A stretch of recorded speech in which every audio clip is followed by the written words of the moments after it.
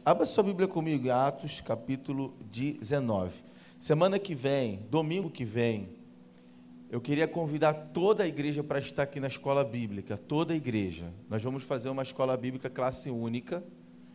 O pastor tem um recado muito importante, muito importante. Deus, há 2 anos atrás, nos deu uma visão, né? E, na verdade, a minha esposa foi arrebatada em espírito e Deus deu uma visão para ela. E a partir de então nós começamos a tentar entender o que Deus estava querendo falar conosco. E o Senhor veio trazendo, né, a clareza, essa visão, o Senhor veio trazendo para a luz. E de 2 meses para cá o Senhor descortinou tudo para a gente. Então no domingo, 9 horas da manhã, na nossa escola bíblica, o pastor vai falar sobre essa visão, sobre essa revelação que o Senhor nos deu, e o que o Senhor está esperando de nós. Então você que é membro da SEAB, venha, não falte, em nome de Jesus. Pastor, eu queria aqueles nomes que estavam naquele papel, que eu precisava falar com esses irmãos hoje. Bom, os obreiros da igreja, eu vou colocar lá no grupo dos obreiros alguns nomes. Amanhã eu quero vocês lá na minha casa, às 19 horas. Eu vou botar, fica atento lá, vou botar os nomes. Às 19 horas, vocês lá na minha casa, beleza? Amém? Porque eu tinha anotado no papel e eu não subi com o papel aqui, mas Deus é fiel e o diabo não presta. Abra sua Bíblia comigo no livro de Atos. Atos capítulo 9. Perdão, capítulo 4. Vocês estão ligados, hein? Atos capítulo 4, do versículo 23 ao 31.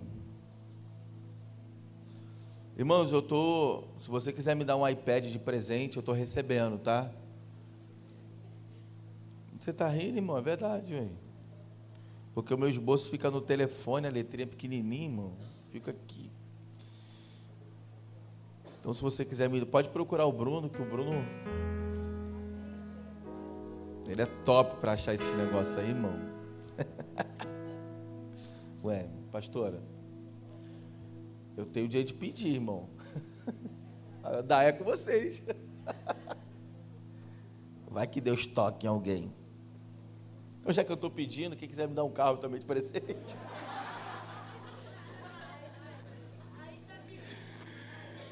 Eu estou sem carro também, está uma luta, irmão, sem carro, misericórdia.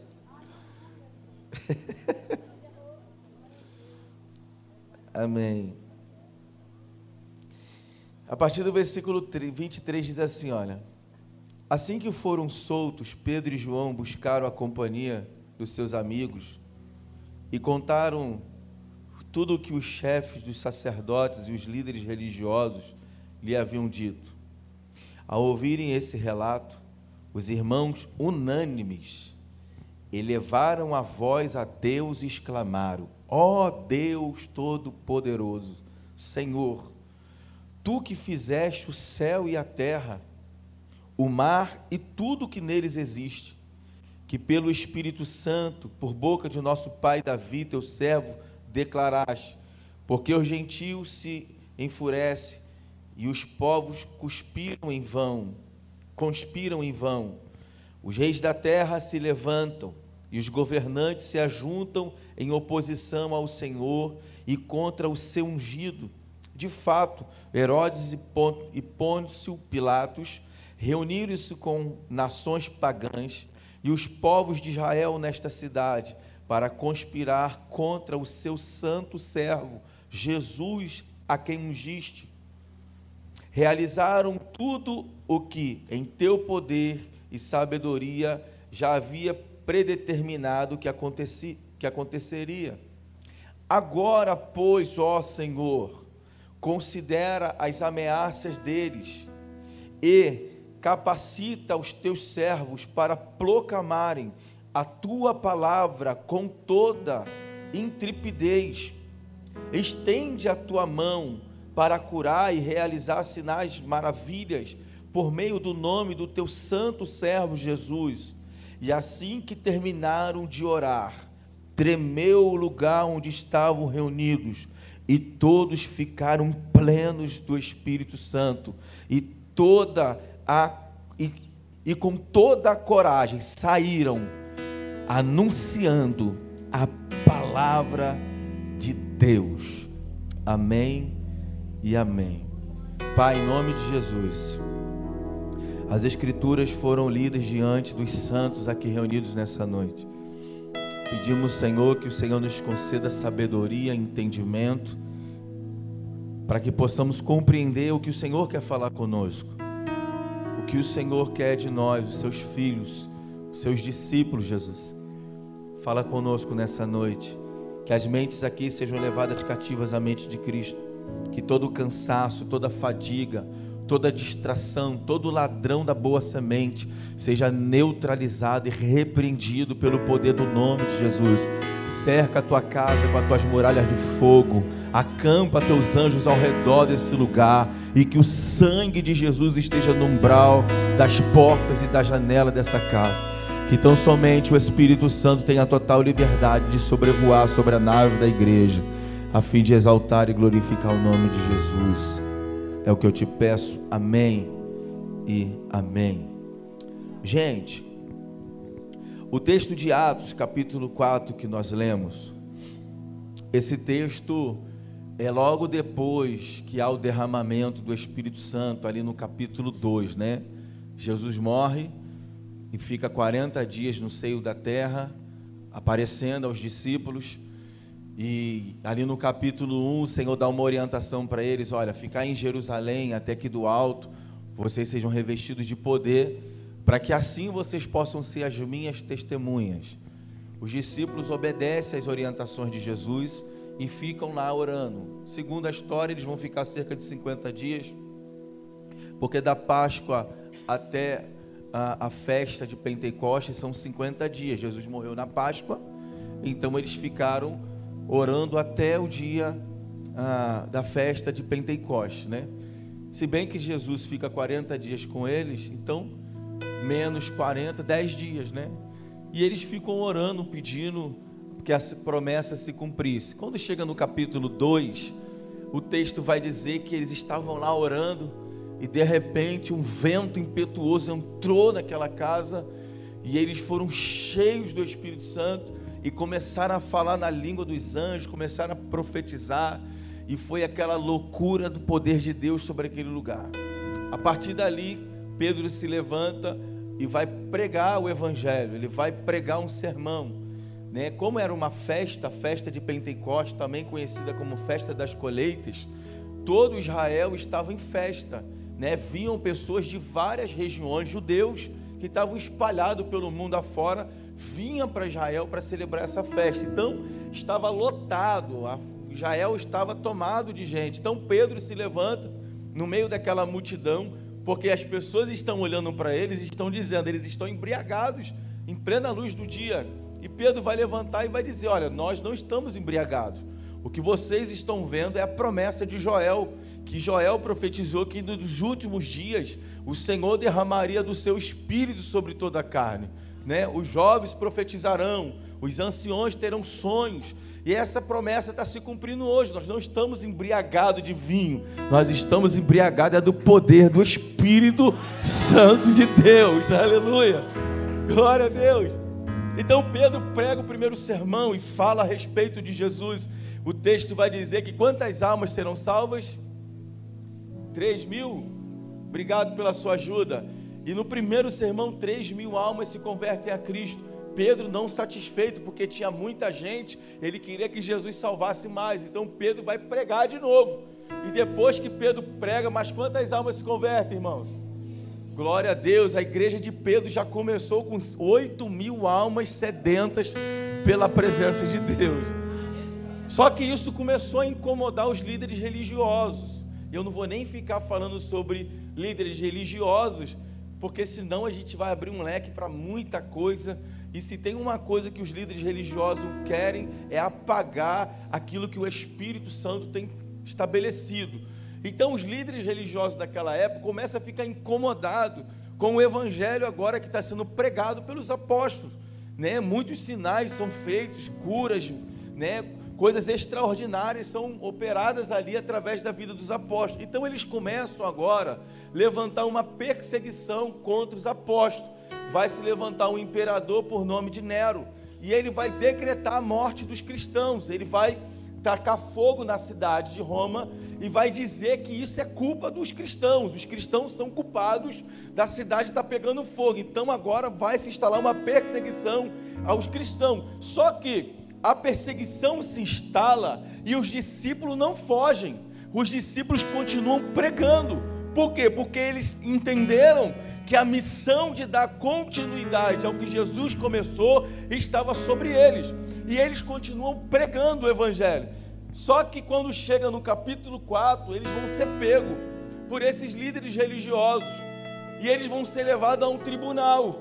E sendo levados a esse tribunal, eles vão passar meio por um julgamento. Só que quando eles vão julgar Pedro e julgar João, eles começam a compreender que Pedro e João não estavam fazendo nada demais.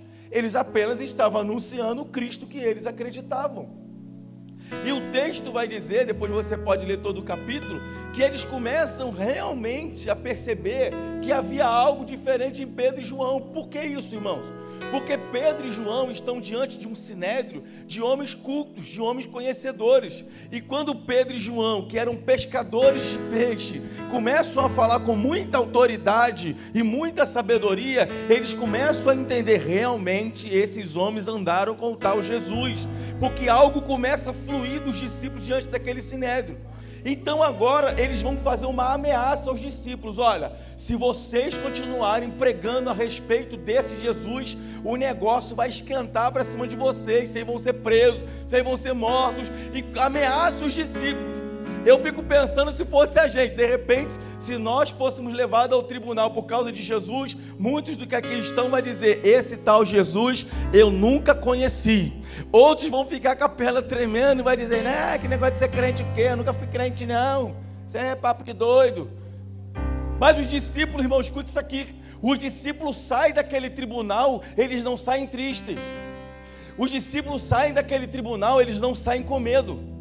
O texto está dizendo que eles saem daquele tribunal e procuram logo se encontrar com os outros irmãos. Quando eles encontram os outros irmãos, o texto vai dizer assim, ó: e ao ouvirem esse relato, os irmãos unânimes elevaram a voz aos céus e começaram a exaltar a Deus, porque eles foram perseguidos por causa do Evangelho.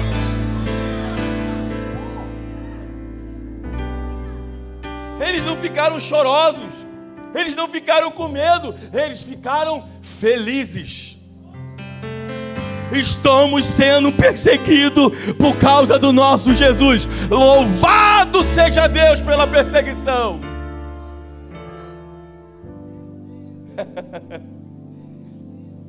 Então eles fazem essa oração que vocês acabaram de ouvir. E nós lemos essa oração. A oração vai do versículo 24 até o versículo 31, é a oração dos discípulos, exaltando a Deus, porque eles estavam sofrendo perseguição, por causa do Evangelho de Jesus. E aí eu estava hoje em casa orando, pedindo a Deus uma palavra, para compartilhar com os irmãos, porque Deus tem queimado algo no meu espírito, e eu já tenho ensinado para a igreja, o que Deus tem queimado, que nós precisamos mudar a nossa forma de orar. Nós temos orado pedindo para Deus salvar os pecadores. Deixa eu te falar uma coisa, Jesus já morreu na cruz, meu irmão, já foi consumado. O que o Senhor quer dizer, pastor? Todos têm direito à salvação eterna. Eu não tenho que orar para Deus salvar o pecador, porque Ele já desceu, Ele abriu mão da sua glória, Ele desceu, se fez homem, foi humilhado, foi cuspido, bateram nele, meu irmão, deram chicotada nele, crucificaram ele, debocharam da casa dele. Ele já sofreu toda essa humilhação, mas lá na cruz Ele disse: está consumado. O texto vai dizer que o véu do templo se rasga. O que significa o véu do templo, pastor? Limitação. Somente o sumo sacerdote podia passar pelo véu. Os homens não poderiam entrar no Santo dos Santos. Eu e você não poderíamos estar aqui nessa noite se o véu do templo não houvesse rasgado. Mas como Jesus morreu, como ele rasgou o véu, ele disse: podem entrar, todos têm acesso à minha presença. Todos têm acesso à presença de Deus. Olha para essa pessoa que está do seu lado e fala assim: aproveita que o véu foi rasgado e entre na presença de Deus. Aleluia. Então o Senhor tem falado comigo: vocês precisam parar de orar para pedir para eu salvar, e vocês precisam ir anunciar. Por quê? Porque Jesus já fez a sua parte. Quem tem que fazer agora? Aí o Senhor me deu essa mensagem para compartilhar com a igreja nessa noite. O tema da mensagem é: envolvidos com a missão do céu. Olha para essa pessoa perto de você e diga assim para ela: você precisa se envolver com a missão do céu.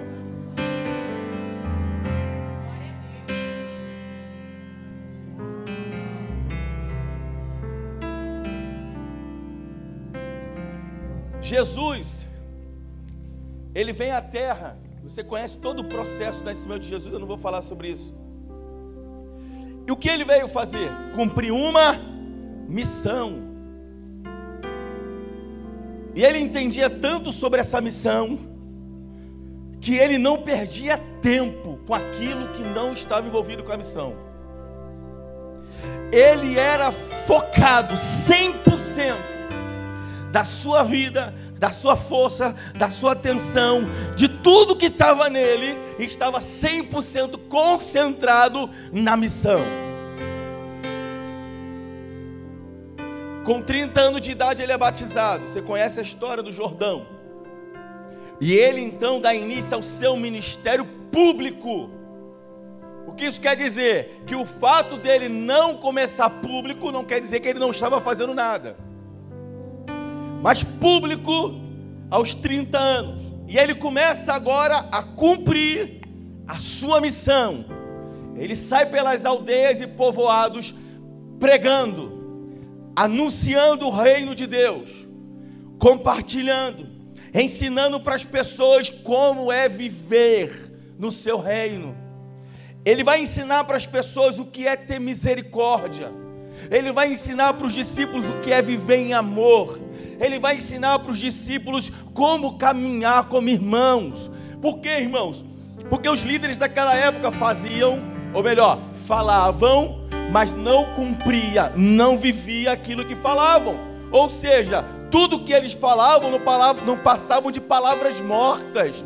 Então Jesus, com a sua vida, veio ensinar aquilo que eles falavam e não praticavam. Por isso que Jesus chega para os discípulos e fala assim: ó, um novo mandamento eu vos... O mandamento era novo, irmãos? O mandamento era novo, irmãos? Não era novo. Por quê? Lá na Torá, na lei mosaica está escrito: primeiro mandamento, amarás o Senhor teu Deus acima de todas as coisas, com toda a tua alma, todo entendimento, e por aí vai. Segundo, semelhante a este, amarás o teu próximo como a ti mesmo. Já estava escrito na lei mosaica. Por que Jesus está falando para os discípulos? Um novo mandamento eu vos dou, que vocês amem uns aos outros. Por que passa a ser novo? Por causa disso aqui, ó, vírgula. Assim como eu vos amei a vós. Ele está dizendo: assim como eu pratiquei a essência do amor, eu quero que vocês pratiquem uns pelos outros.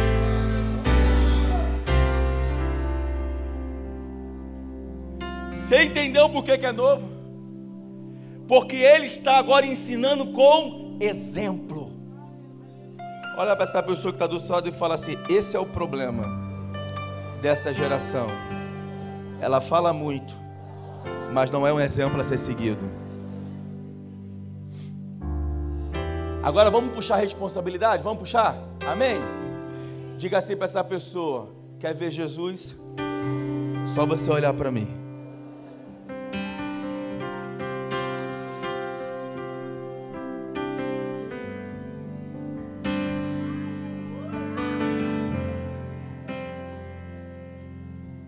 Aí escute isso. Jesus está pregando o evangelho, de repente alguém vai até Jesus e fala: Jesus, João Batista foi decapitado, foi morto. Quem era João Batista? A voz que clama no... Qual era a missão de João Batista? Preparar o caminho para o Salvador. Ele veio preparar o caminho para que Cristo viesse. Então, nessa de preparar o caminho, ele começou a anunciar uma mensagem. Qual a mensagem que ele anunciava? É chegado o reino de... Só que as pessoas começavam a vir se batizar, porque via que João era um profeta. Então João levanta a voz e diz: quem vos induziu a fugir da ira vindoura? Produzam, pois, frutos dignos de arrependimento. João percebeu que o oba-oba se instalou na igreja dele. Era muita gente emocionada e empolgada. E João não queria gente empolgada no seu culto e na sua igreja. Por isso que João, ele estabelece a sua igreja no deserto. Justamente para... vou colocar da minha forma, justamente para separar o público para a sua igreja, porque para ir na igreja de João Batista tinha que ser muito doido. O cara se vestia de peles de carneiro, camelo, sua alimentação, gafanhoto com mel silvestre, seu discurso: arrependei-vos, raça de víboras, porque é chegado o reino de Deus. Eu tenho certeza no que eu vou te falar, no século presente João Batista não era convidado para pregar em nenhuma igreja. Da mesma forma que ele não era aceito naquela época. Como não deixavam ele pregar na sinagoga, para onde ele foi? Para o deserto. Então, para ir até a igreja de João Batista, lá no conjunto, tem que saber o que quer. Por quê? Porque até chegar lá são muitas dificuldades. Aí tem barricada, lá tem bandido, lá tem tiro, lá tem tudo de ruim. Mas quem quer compromisso com Deus, quem quer ouvir a verdade, meu irmão, enfrenta as adversidades.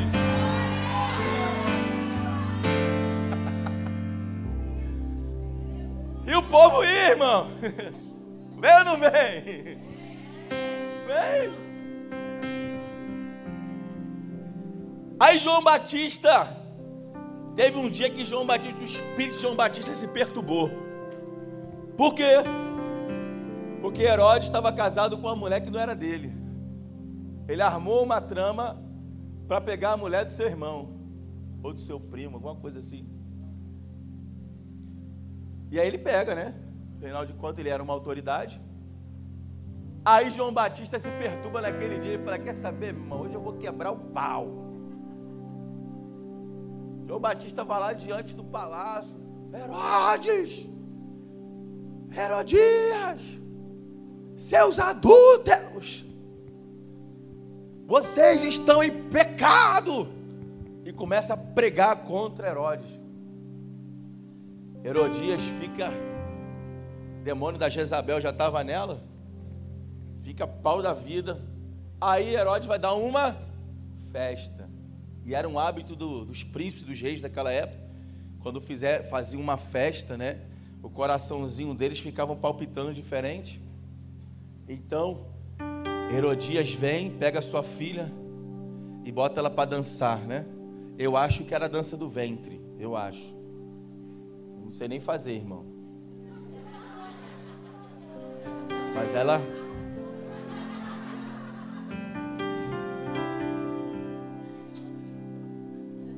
Eu sei que a mulher deu uma balançadinha no ombro, irmão. Herodes ficou de queixo caído. Herodes falou o quê? Peça o que queres, que até metade do meu reino te darei. A menina vai na mãe e diz: o que eu peço? E uma mãe tola sempre vai dar conselhos tolos para os filhos. Ela vai dizer: pede a cabeça de João Batista numa bandeja.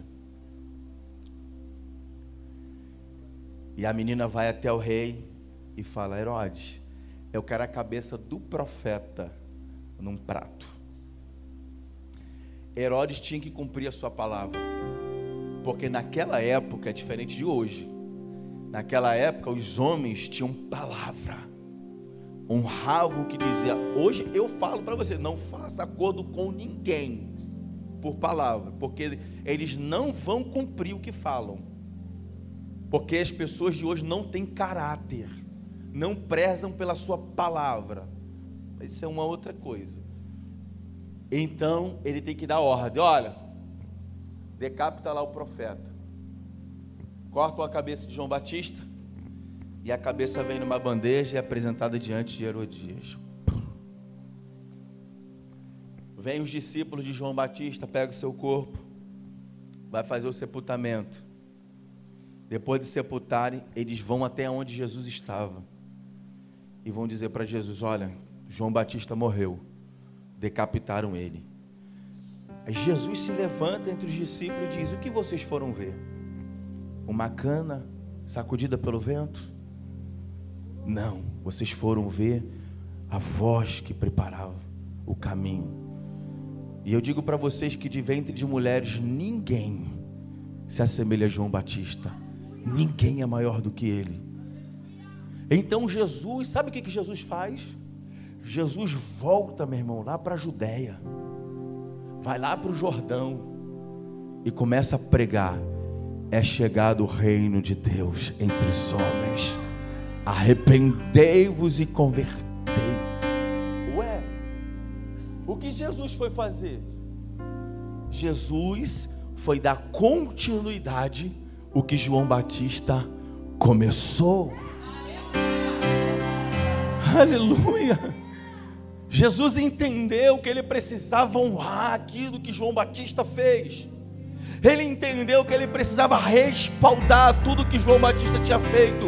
E ele volta pelo seu caminho e vai aonde João Batista começou. E lá ele começa a pregar a mesma mensagem que João Batista pregava. O que Jesus estava fazendo, ele estava dando continuidade àquilo que João Batista começou.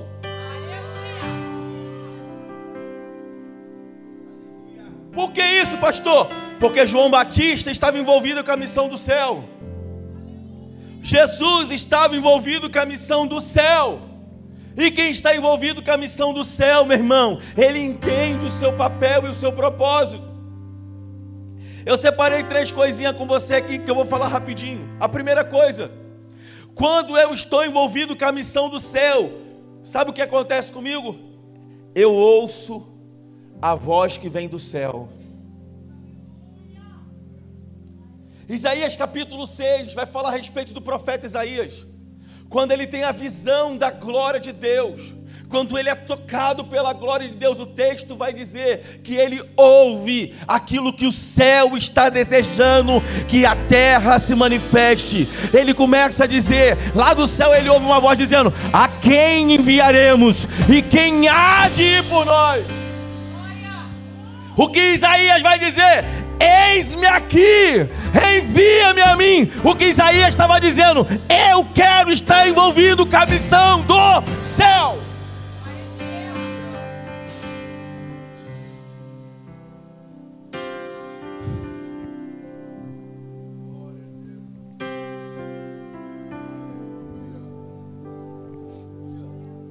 Primeira coisa, quem está envolvido com a missão do céu ouve aquilo que o céu está falando. O problema da igreja nesses dias, irmãos, e da maioria dos cristãos, é que eles são terrenos, eles são carnais, eles não conseguem compreender o que o céu está falando, porque o seu nível de espiritualidade é baixo. Mas nós precisamos entender, irmãos, que o céu está falando o tempo todo. Sabe, Deus está falando à igreja a todo momento. E o que nós precisamos fazer, pastor, é dar ouvido àquilo que Deus está falando. A segunda coisa que eu coloquei aqui: quem está envolvido com a missão do céu entende que sua vida é um instrumento para edificar outras vidas. João Batista começa a cumprir sua missão. Jesus entende que João Batista cumpriu a sua missão. É mais ou menos isso aqui. Vem cá, pastora. Fica aqui. João cumpre a sua missão e faz assim para Jesus. Continua.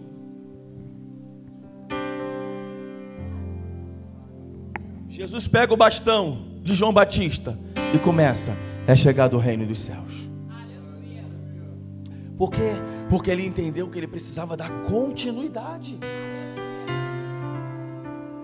Isaías, ele é convocado para cumprir a missão do céu. Ele ouve. Por que ele ouve? Porque ele foi tocado pela glória do céu. Nós precisamos ser tocados, irmãos, pela glória do céu, pela glória de Deus, porque só assim você vai conseguir o que Deus quer de você. Por que as pessoas estão dentro da igreja dizendo: o que eu estou fazendo na igreja? Eu não sei qual é meu papel, eu não sei qual é meu chamado, eu não sei o que eu faço aqui. Sabe por quê, meu irmão? Porque você não entendeu ainda que você precisa ser tocado pela glória. Porque quando você for tocado pela glória, esses questionamentos vão embora e você vai ouvir o céu.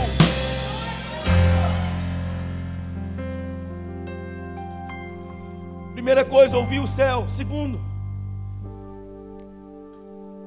quem está envolvido com a missão do céu entende que sua vida é um instrumento para edificar outras vidas. Lá em 2 Coríntios 12:15, Paulo vai dizer assim: e de muito boa vontade eu me gastarei e me deixarei gastar pelas vossas almas, ainda que amando-vos cada vez mais seja menos amado. O que Paulo está dizendo? Eu entendi a minha missão. Eu preciso amar vocês e gastar a minha vida por amor de vocês, ainda que vocês não me amem. Quem entende a missão do céu, quem está envolvido, compreende que a sua vida precisa abençoar e edificar a vida de alguém. Olha para alguém que está perto de você e fala: eu estou entendendo nessa noite que a minha primeira missão é edificar a sua vida. E aí eu pergunto para você: quantas vidas você já edificou nesse ano de 2021? Quantas vidas você edificou? Quantas pessoas você tocou, que você foi bênção para elas? Pastor, para ninguém. Então eu te pergunto: você está envolvido com o quê? Porque Deus está dizendo para nós: se envolva com aquilo que eu estou envolvido.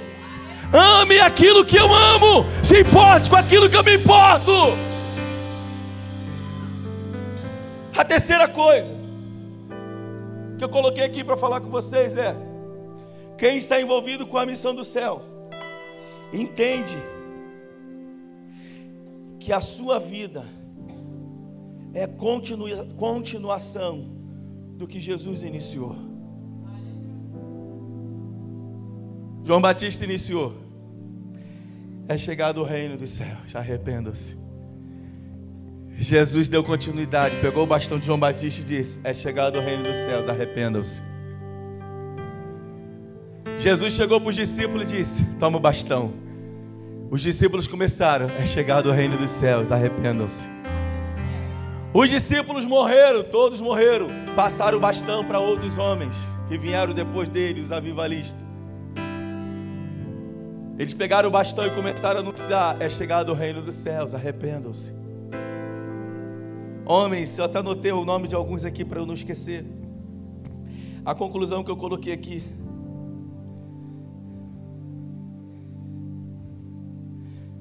na verdade, eu coloquei um texto aqui para quem está envolvido com a missão do reino e entende que a sua vida é continuação do que Jesus iniciou. Retomando a palavra, exclamou Jesus: em verdade vos asseguro que o Filho nada pode fazer de si mesmo, mas somente pode fazer o que vê o Pai fazer. Pois o que este fizer, o Filho semelhantemente o faz. Você consegue entender que João Batista cumpriu a missão? Jesus está cumprindo a missão e está olhando para o Pai. Tudo que ele vê o Pai fazendo, ele faz. Por quê? Porque ele estava cumprindo a missão, o propósito do céu. Jesus entrega isso para os discípulos. Os discípulos agora encontram homens para poder passar o bastão e passa. Eu coloquei alguns homens aqui, olha. Depois que os discípulos morreram, os avivalistas deram continuidade ao que os discípulos começaram. Homens como Lutero, João Calvino, homens como Moody, Hudson Taylor, Jonathan Edwards, John Wesley, Charles Finney, Charles Spurgeon, William Joseph Seymour. Esses homens pegaram o bastão dos discípulos e falaram: nós vamos dar continuidade. O que vocês começaram não vai ficar pelo caminho. Estamos aqui, nós vamos dar continuidade. Só que deixa eu falar uma coisa para você: os avivalistas morreram. Os avivalistas morreram e eles deixaram um clamor dizendo: a quem irá por nós? Quem irá dar continuidade a tudo aquilo que nós começamos? Quem irá dar continuidade ao que nós começamos?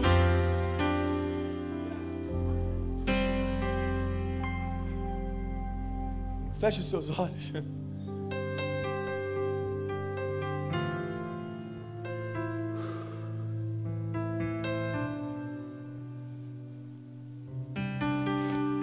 Quem foi Lutero? Um homem que revolucionou. Suas 99 teses mudou a história do cristianismo. Quem foi Moody? Calcula-se que ele ganhou mais de 1000 almas, mais de 1 milhão de almas para Cristo. Quem foi John Wesley? Um homem que palestrava em empresas, e quando ele entrava em empresas, as pessoas eram tocadas pela glória de Deus. Quem foi o William Joseph Seymour? O homem que revolucionou o evangelho no mundo, conhecido como avivalista da Rua Azusa. Eles pegaram o bastão dos discípulos e levaram com eles. Só que agora eles querem entregar na mão de alguém.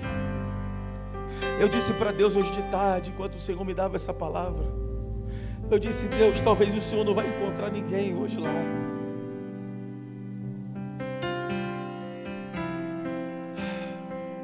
Eu disse para Deus em oração: talvez o Senhor vai se decepcionar nessa noite, porque o Senhor não vai encontrar ninguém com o seu coração queimando, dizendo: eu quero dar continuidade. Eu disse para Deus isso à tarde. Talvez o Senhor vai se decepcionar nessa noite, porque nós, brasileiros do século 21, amamos mais o pecado do que o Senhor. Amamos mais as nossas coisas do que o Senhor. Amamos mais a nossa vida do que o Senhor. Talvez o Senhor vai se decepcionar hoje à noite. Mas o Espírito Santo falou algo ao meu coração, ao meu espírito, e disse: filho, se eu encontrar um lá, se eu encontrar disposto a pegar o bastão dos avivalistas e dizer: eu irei, aonde o Senhor me enviar, eu irei, já valeu. Nessa noite, o Espírito de Deus quer encontrar alguém, que seja disposto a dizer: eu vou largar tudo, eu estou disposto a abrir mão de tudo para dar continuidade ao que os meus irmãos começaram. Eu queria que você ficasse de pé.